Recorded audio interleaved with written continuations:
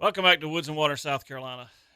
This show is so much fun to do, and part of the reason it's fun to do is you get to talk to all sorts of people. You meet people you never thought you would have met in your normal everyday life.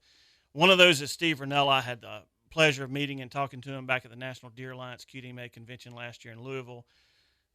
Just a really nice guy, down to earth, basic guy who loves the outdoors. Steve, thank you for taking time all the way from Seattle to be on Woods and Water, South Carolina. Thanks, man. I appreciate those are kind words. I wish my wife was listening in to hear all that nice stuff. I'll send you a copy of this and you can replay it for her. I'm like, see, not so bad. That's right. Somebody likes me out there. Um, like I said, I met you at the NDA convention, and we started talking bear hunting, and I was going to Canada, and you said, well, look, there's a great place in Alaska to go, Chugach Mountains, right up there above the tree line and all. So when this issue came up that we're going to talk about, you were kind of the first one that popped into my head about it'd be a great guy to talk about because you do a lot of your hunting on public lands. Yes, I do. My definitive moments in my life, the things that have shaped me as a writer and shaped me as a hunter and a conservationist. 99% have occurred on public land, like what I like to think of as the nation's proving grounds. And I hold public lands near and dear to my heart. Yeah. Well, if you don't know who Steve is, real quickly, he was born up in Michigan, grew up hunting, fishing, trapping, which is, something down south we don't do a whole lot of unless it's a nuisance beaver. He has a TV show, Meat Eater. He's written several books, which are really good reads. He's got a website with a bunch of podcasts on it. And if you haven't heard about him, you need to. Please check out all this stuff. But there's an issue out west, public land. The Theodore Roosevelt Conservation Partnership is very active in this. Steve, you had a great quote that just said we need Steve on the show. Talk to us a little bit about where you came from, short introduction, and I want you to describe your show. We'll spend plenty of time on the land, but your show, I've got my own opinion of your show, but tell us about what you do in the outdoor industry. Yeah, I started when I got out of school. Let me go at the risk of boring everyone. I'll go back a little bit far and say I grew up hunting in a very avid hunting and fishing family. I have no recollection of beginning to hunt and fish. It was just since a very young age doing that. Like you said, I started, trapping muskrats when I was 10. My professional plan all through growing up was that I was going to be a mountain man. Turned out I was 150, 200 years too late for that line of work and went into being an outdoor writer instead. Yep. I started writing for magazines and doing books and stuff starting in 2000. That's kind of been my primary career. And I do a hunting television show. The show I do deals with a lot of issues of conservation and wildlife and adventure, has a strong food bent in it. Me personally, in my household, we eat wild game diet, and wild game is a big part of the show, and the hunting and fishing lifestyle is a celebration of that. And the great hunting and fishing heritage we have in this country is something that I like to touch on often. And I spend a lot of time and energy trying to articulate things about hunting and fishing that I know that all the guys I know that hunt and fish, articulating how they feel in a way that maybe they haven't taken the time to express to others. So I do try to be a mouthpiece for the American hunter and fisherman. And you do it very well. I must say your address at the convention was just a breath of fresh air, to tell you the truth. It really was. Thanks, man. It's and for those of you listening, I'll try to find that YouTube link and put it up on the Facebook page and the website so you can hear it too. We've got a situation out west, and I want to get to that. History of conservation out west. Theodore Roosevelt National Parks, refuges, Forest Service. Give just a couple of minutes of background to kind of set up this whole discussion we're going to have. Yeah, sure. And even before we get into it, I do want to clarify for your listeners who are in the southeast there that though this might on the surface seem like a Western issue, what we're going to be getting into when we talk about public lands, On the surface, it might seem like a Western issue, but I would just implore everyone to look into this, and you will find that this is an American issue. Yes. It might be occurring in the Western U.S., but it's an American issue. It affects all Americans. It's part of our heritage and our destiny. And it's not just something going on halfway across the continent. You're absolutely but right. To tee it off, I'll point out a couple things. Sure. You know, we all, as students of American history, we all know about the great, splendor of wildlife that was here when our European ancestors first, arrived in the New World. We've all heard the stories, Lewis and Clark and the great resources they found, and passenger pigeons that blocked out the sun, and herds of millions of buffalo that moved across the land like shadows of clouds. We've all heard those stories. Right. That through wanton destruction, we nearly lost those resources. At the time of European contact, for instance, we had wild turkeys in 39 states. Wound up being that your state, South Carolina, was one of the last holdouts for the wild turkey. We had turkeys in only 19 states by the early 1900s. Right. There was, for a while, no turkey season anywhere. Mm-hmm. We now have turkey seasons in 49 states. Yep. Okay, Wisconsin shoots more turkeys in a spring than existed in 1930. Okay, so we did this radical recovery of our wildlife resources in the early 1900s. Right. At the forefront of that recovery, and we created the splendor we have today. I mean, America has a system of wildlife that just, when you compare to other countries, boggles the mind, that we would have the economic wealth that we have in conjunction with the wildlife resources that we have. It's not by accident. So in the 1930s, we had a great array of conservation issues come up, with people trying to stop the disappearance of fish and game and stop the destruction of resources and destruction of habitat. And out of that came a few things. The game and fish system we have now, state management of wildlife resources, managed in perpetuity for future generations. And what also came out of it is a phenomenal federal public lands program. We all know and celebrate Theodore Roosevelt. He's there on Mount Rushmore. I think that if you were to go and poll a bunch of Americans, asking them to list a handful of the greatest presidents, you'd find almost unanimity about the importance of Theodore Roosevelt. Okay, he was instrumental in laying out the federal public lands system that we have now, by which we have 640 million acres of this country are owned by all Americans. Me, you, everyone listening to this program has equal access and effectively holds deed to 640 million acres of land. And they can access, a lot of this occurs in the West, but it's not exclusively Western by any stretch. Yeah, and they can access that land for nothing, for the cost of a tank of gas to get wherever they need to go. They don't have to have a license to access these lands.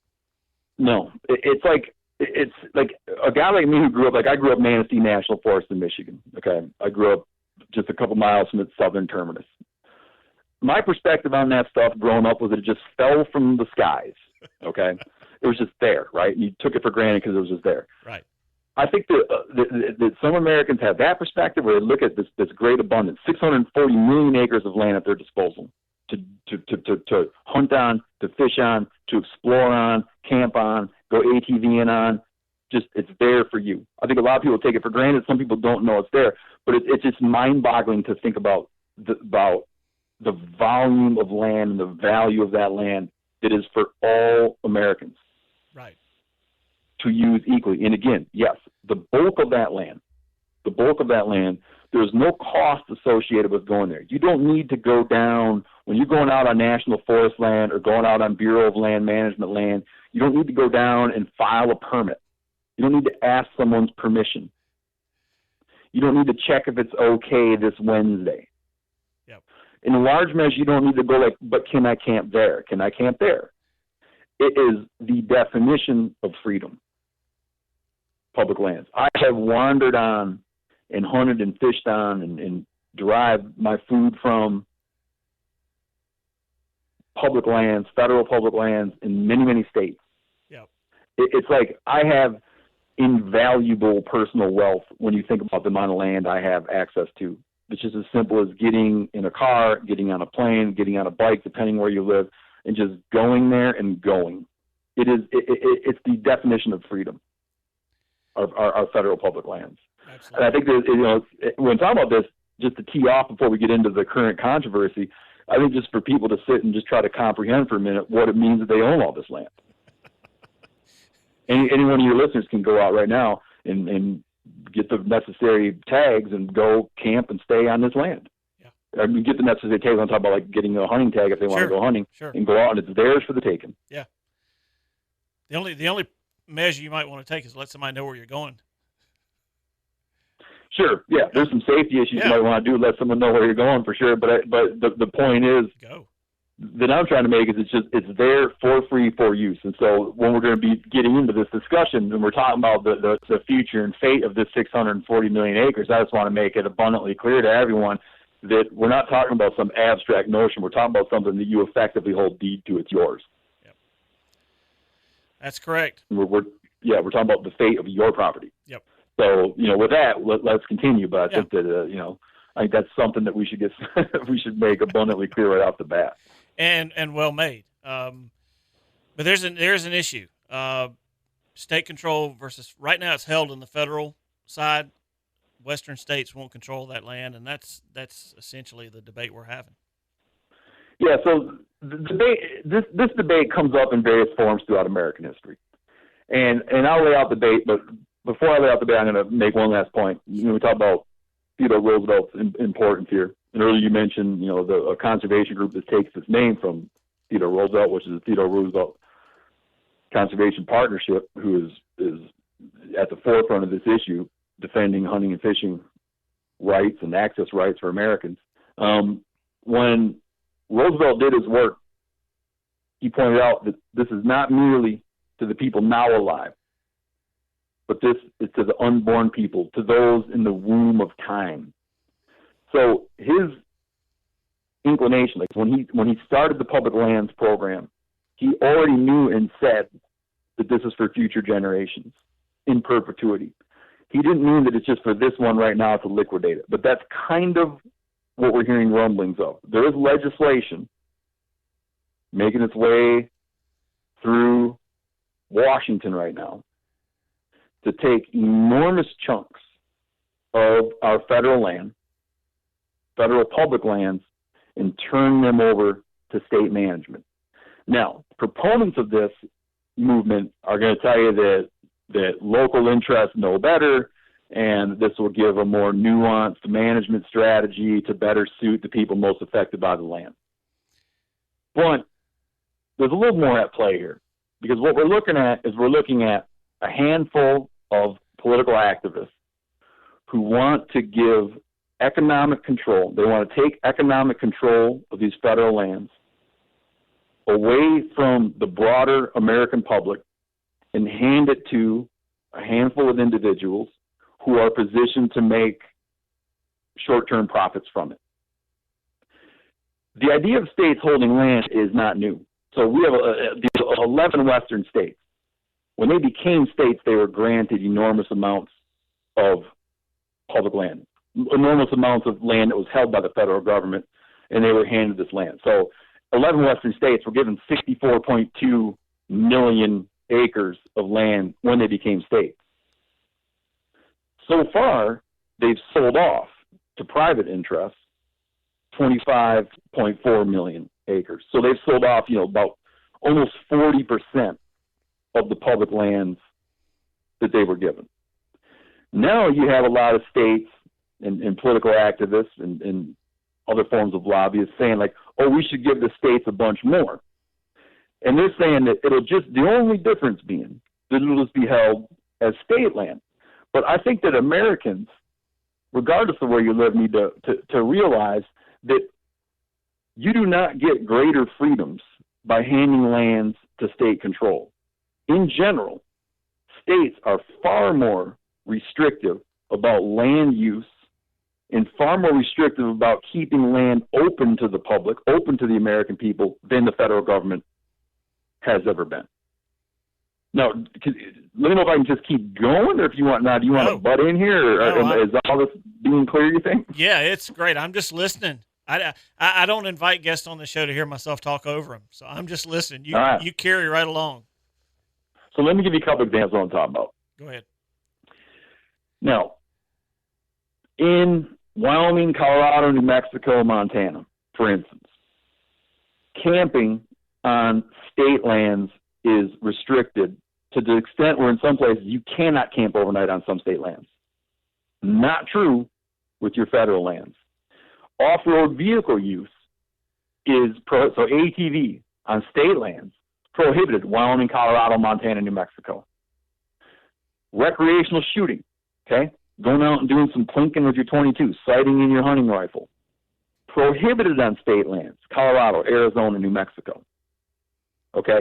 Because the states are operating under a very different mandate than the federal government is. States are operating on this thing where they need to take their land. State land needs to be managed for revenue. In the most immediate sense, it needs to be managed for revenue in the immediate sense. Oftentimes, because the state has that mandate, oftentimes what they find is that they're going to open it up to resource extraction, and they don't have to have the burden of having it be allowed, having it be open to other multiple uses.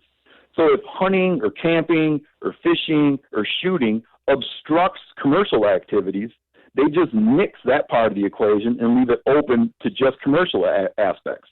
Because on federal land, they have to, by law, required by law, to manage for multiple uses: grazing, mining, logging, hunting, camping, exploration, wandering around. You can't let one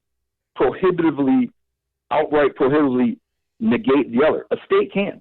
So not only can they sell it, they can put very arduous restrictions on public use. They know that this is happening, but they're not too comfortable articulating what it's going to look like, because they're just trying to sell this idea of local control, local control. Right. Even though it's reckless, they're trying to act like it's somehow a better, more preferable system, when in fact it's a much more complicated issue than proponents of this plan are letting on. Something you said right there, the local control, it's almost a conservative approach. Everything conservative is better held close to home where you can manage it and all that. But in this case, that's not for the benefit of the American public. No, I don't think so. I'm a conservative person, okay? Yeah. I have a retirement account. Now, every time I feel like a little economic pinch, or I wish I could go buy something that I can't quite afford, do I go and liquidate my retirement account for short-term gain? No, of course I don't. We're sitting on an enormous public reserve that has infinite value. And I want to talk about the value aspect for a minute, because this goes beyond dollars and cents. Okay. But we're sitting on some of the most pristine pieces of wilderness left in the world. There's a value to it in the terms of what it would actually be worth if you went and sold it. There's all this other value that's inestimable. You can't even begin to fathom it, what its implications are for clean air and clean water. Most drinking water, originates on federal public lands in the high country. Okay. What it means for wildlife. So there's things you can't put a dollar figure on. But there's also this idea that as the world becomes more exploited and more developed, and as the private lands in our country and the state lands on our country become more exploited, more developed, you're only going to have a stronger contrast between the developed and tame world and the wild, pristine world. We are holding right now for future generations the best vestiges we have of wild, pristine nature. Its value is going to climb exponentially in coming decades and centuries. It would be economically foolish in my mind to go oh yeah, but I could make a couple bucks off that right now. Let's start dumping this stuff. That's not, that's directly against my understanding of being fiscally and economically conservative. It's not blowing through things when you feel when you sniff a quick opportunity that's going to be shooting yourself in the foot in the long term. And to say some more things about value, I think it's important. I don't know, where I grew up, a very influential thinker was Aldo Leopold. I don't know, if he's widely read in South Carolina, but he had spent a lot of time in the West, had spent a lot of time in the Great Lakes region. And he talked about, even in the 1930s, he's talking about this notion that we have become almost like economic hypochondriacs, where we're so worried about our fiscal wealth that we're incapable of being well. Right. I think that it's fine to say, yeah, man, we have some federal public lands that are extremely valuable, and we're keeping them tight to our chest because we're playing the long game here. We're running out of pristine wilderness. We're running out of places that generate clean air and clean water, and these are what we're holding on to for the future. For those, like Roosevelt said, still, in the womb of time. Sure. Keep going. Ask another question, man. Wow.